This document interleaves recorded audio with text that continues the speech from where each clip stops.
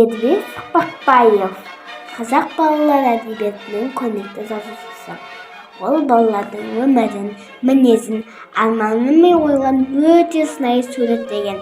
Соның ішінде менің атым Қоза повесі балалар арасында ең көп оқылатын шығармалардың бірі.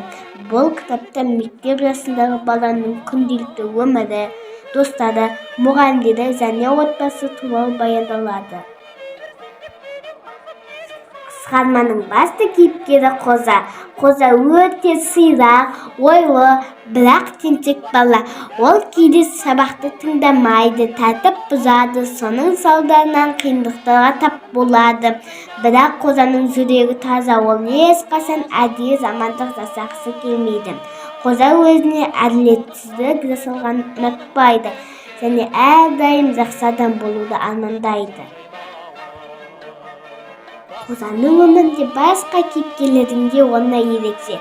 Анасы баласын қатты жақсы көретін, бірақ тәртіпке үйреткісі келетін мейірімді жан.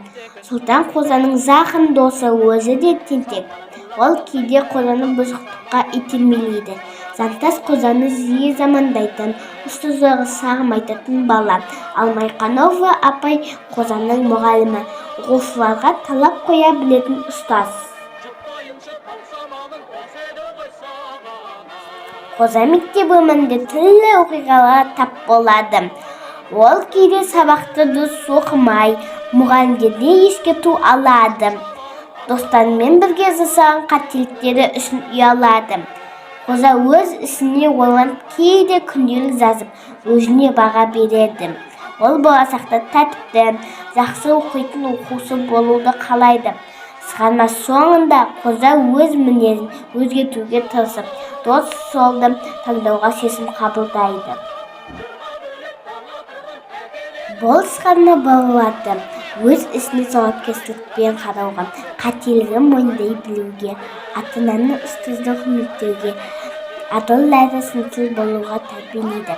Сонымен қатар кітапта достықтың маңызы мен жақсы мен жаманды ажырата білу керектігі көрсетіледі.